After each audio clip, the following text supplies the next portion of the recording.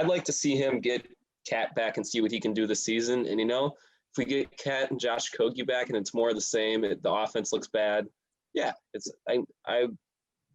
but we have to see first. I like making these comparisons. So like, let's just compare it to that Warriors team. In I don't know what year it was when they had KD. Yep. Right. So our best player is Cat. So say their best player was out. That's either KD or Steph. Who would you say their best player was? KD? I mean, on that team, it was definitely KD, yeah. All right, so KD's out. He's injured. And then our fourth best player in our starting lineup was probably a Kogi, right? Maybe even third, yeah. Fourth or third. So that's Draymond Green is out. So the Warriors without KD and Draymond Green. And that was the same exact – they lost to the Raptors in the finals because they're not going to be – like if you take away two of your biggest pieces and two of your biggest – besides just being great players, those were the two leaders on. Like Josh Kogi is a huge leader on this team, and Cat in itself, just your best player is always going to be your leader. So that, like, obviously you have them on the bench, but they're not out there. Yeah, you can't. You're taking away two starters. I didn't even think about that. Okogie is he's a starter on the team. You can't expect the team to go out there and win without their two of their starters. That's like, especially right away. I mean, maybe after they've built more chemistry. Against some great like, let's not. At least these losses were to the Lakers, the Nuggets, the Clippers. Like, those are like top five teams. Those could possibly be the top three teams in the East this year. West. I get that we lost, or the West. Yeah, I get that the Wizards are bad, but that's just a byproduct.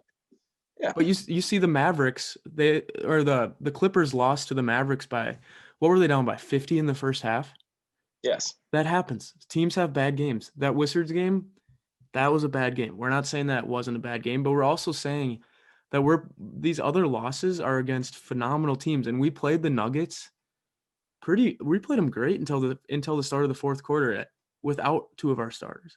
And if you're telling me you have zero optimism after that, that is ridiculous. You're not a true fan. You got to have, especially with the Timberwolves, as a Timberwolves fan, you have to have a lot of hope. You can't be a Timberwolves fan without a lot of hope. I like going just on these these recent Instagram posts by the Timberwolves, and I just do it, but I don't like it because it's just so much negativity. I'm like, guys, like we're without, like, you got to factor in all of this. We were 2-0 and we beat one of the best teams in the West in that series. Like that game against the Jazz, I thought we controlled that entire game. Like we were up by like almost 20 in that game until Donovan Mitchell finally caught a little bit of fire, which he's supposed to. He's a top 15 player in the league too.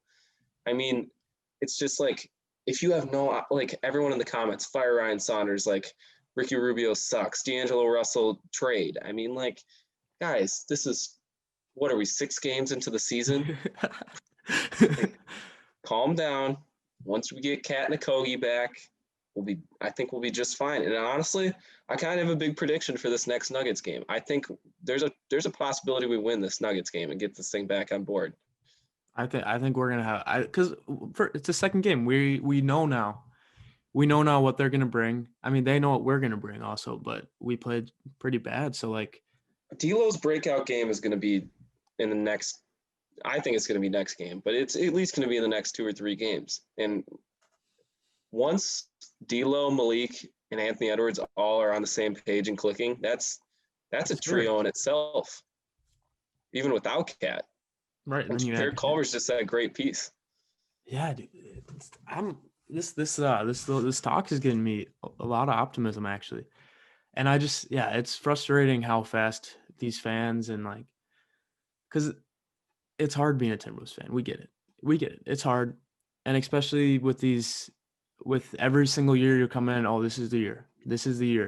But and guys, this is through 10 years of watching this team, like, this is the best team we've had in 10 years, like, without a doubt. And even with that Jimmy Butler year, I think we have more young talent than we did that. Like, that was just Cat and Jimmy. Now we actually have 5 to 6 players that are really pretty good NBA players.